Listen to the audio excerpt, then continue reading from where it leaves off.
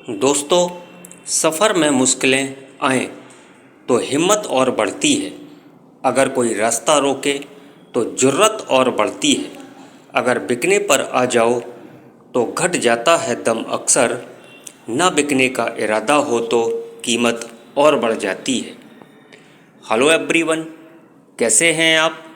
आपका स्वागत है आपके अपने ही यूट्यूब चैनल पर, जिसका नाम है इंग्लिश बाई छवि सर।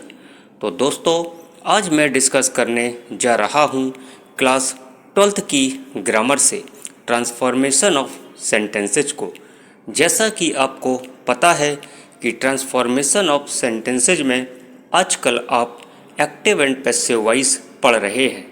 दोस्तों, एक्टिव एंड पैसिव का एक टॉपिक है जिसका नाम इम्परेटिव सेंटेंस है, वो आज हम कवर करने जा रहे हैं। तो देर किस बात की है, चलिए अब आपका ज़्यादा समय ना लेते हुए स्टार्ट करते हैं इम्परेटिव सेंटेंसेज को। आइए रूल नंबर 1 देखते हैं। इस नियम में कर्ता नहीं होता है तो इसे बनाने का नियम यह है। ध्यान से सुनिए, इस नियम में कर्ता यानी सब्जेक्ट नहीं होता है तो इसे बनाने का नियम यह है। आइए वो नियम जानते हैं। सबसे पहले लेट लगाएंगे, उसके बाद ऑब्जेक्ट, उसके बाद बी, फिर बाद में थर्ड फॉर्म ऑफ वर्ब, फिर बाई और यू का प्रयोग करते हैं। आइए एग्जाम्पल सॉल्व करते हैं। ओपन द विंडो, खिड़की को खोलो। तो दोस्तों देखिए, इस सेंटेंस में सब्जेक्ट नहीं है तो सेंटेंस की शुरुआत लेट से होगी, और ये जो द विंडो है ये आपका ऑब्जेक्ट है, तो लेट के बाद ऑब्जेक्ट रखेंगे। ऑब्जेक्ट के बाद बी का प्रयोग करते हैं, बी के बाद थर्ड फॉर्म ऑफ वर्ब का प्रयोग करते हैं यानी ओपनड, फिर बाई और यू का प्रयोग कर कर सेंटेंस को बना देते हैं। तो सेंटेंस बनकर तैयार हुआ, let the window B opened by you. Rule number 2, इस नियम में भी कर्ता नहीं होता है, यानी इस नियम में भी सब्जेक्ट नहीं होता है, लेकिन वाक्य डू नॉट से शुरू होता है। ध्यान दीजिएगा, इस नियम में भी सब्जेक्ट नहीं होता है लेकिन वाक्य डू नॉट से शुरू होता है, तो इसे बनाने का नियम यह है। क्या है वो नियम? सबसे पहले लेट लगाएंगे, लेट के बाद ऑब्जेक्ट, ऑब्जेक्ट के बाद नॉट लगाते हैं, इसके बाद बी का प्रयोग करते हैं, फिर थर्ड फॉर्म ऑफ वर्ब का प्रयोग करते हैं, फिर बाई और यू लगाते हैं। आइए एग्जाम्पल देखते हैं। Do not insult the poor, गरीबों की इंसल्ट मत करो। तो दोस्तों, यहाँ पर इस एग्जाम्पल में सेंटेंस की शुरुआत सब्जेक्ट से नहीं हुई, लेकिन वाक्य के शुरू में डू नॉट का प्रयोग हुआ।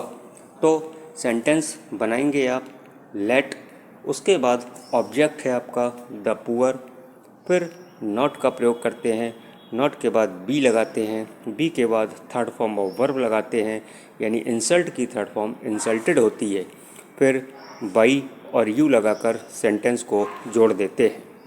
तो सेंटेंस बनकर तैयार हुआ, let the poor not be insulted by you.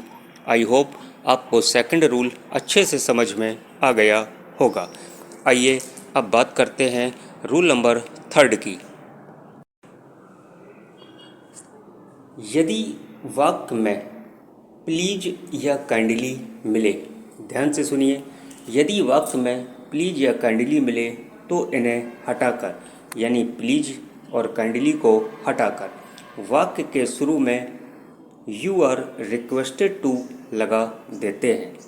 Example देखते हैं। प्लीज सिट डाउन, कृपया करके बैठ जाइए।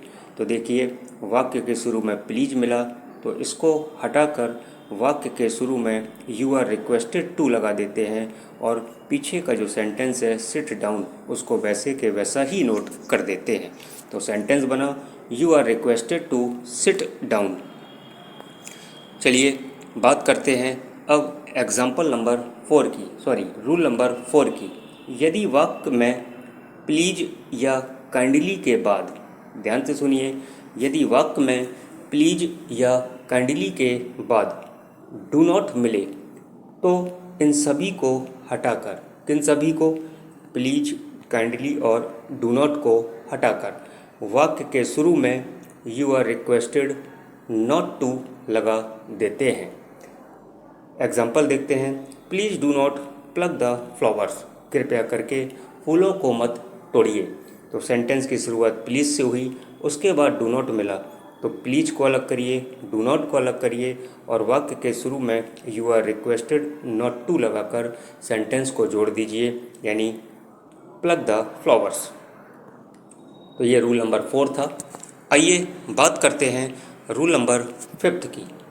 यदि वाक्य में कर्म दिया गया हो, कर्म से मतलब ऑब्जेक्ट दिया गया हो, लेकिन वह ऑब्जेक्ट स्थान प्रदर्शित करे, यानी सेंटेंस में ऑब्जेक्ट दिया गया हो और वह ऑब्जेक्ट स्थान प्रदर्शित करे, तो वाक्य के शुरू में यू आर ऑर्डर्ड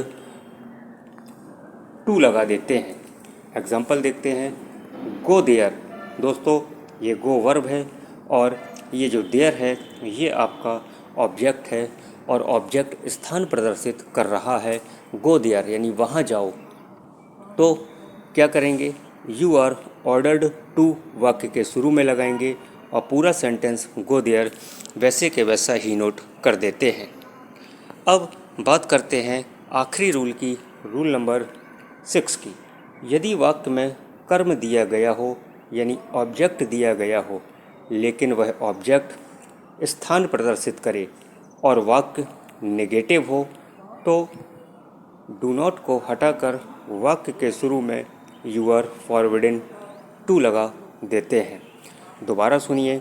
यदि वाक्य में ऑब्जेक्ट दिया गया हो, लेकिन वह ऑब्जेक्ट स्थान प्रदर्शित करे और वाक्य नेगेटिव हो, तो डू नॉट को हटाकर वाक्य के शुरू में यू आर फॉरबिडन टू लगा देते हैं। एग्जाम्पल देखते हैं। डू नॉट गो देयर, तो देखिए वाक्य के शुरू में डू नॉट मिला और गो आपकी वर्ब है, देयर आपका ऑब्जेक्ट है और ये जो देयर है वो स्थान प्रदर्शित कर रहा है, क्योंकि सेंटेंस कह रहा है कि डू नॉट गो देयर, वहाँ पर मत जाओ। तो क्या करेंगे, वाक्य के शुरू में यू आर फॉरबिडन टू लगा देंगे, इस डू नॉट को अलग कर देते हैं और गो देयर वैसे कि वैसा नोट कर देंगे। तो दोस्तों ये था आपका टॉपिक इम्परेटिव सेंटेंस के ऊपर। आपको कैसा लगा कमेंट करके ज़रूर बताइए और यदि आपने अभी तक English by Chhavi sir channel को सब्सक्राइब न किया हो तो सबसे पहले चैनल को सब्सक्राइब करिए, बेल आइकन को प्रेस करिए। दोस्तों वीडियो पसंद आया हो तो वीडियो को लाइक करिए और अपने दोस्तों के साथ शेयर करना बिल्कुल भी मत भूलिए। दोस्तों इसके बाद जो आपका अपकमिंग नेक्स्ट वीडियो होगा वो टॉपिक हम पढ़ाएंगे फिगर ऑफ स्पीच के ऊपर। Thank you for watching.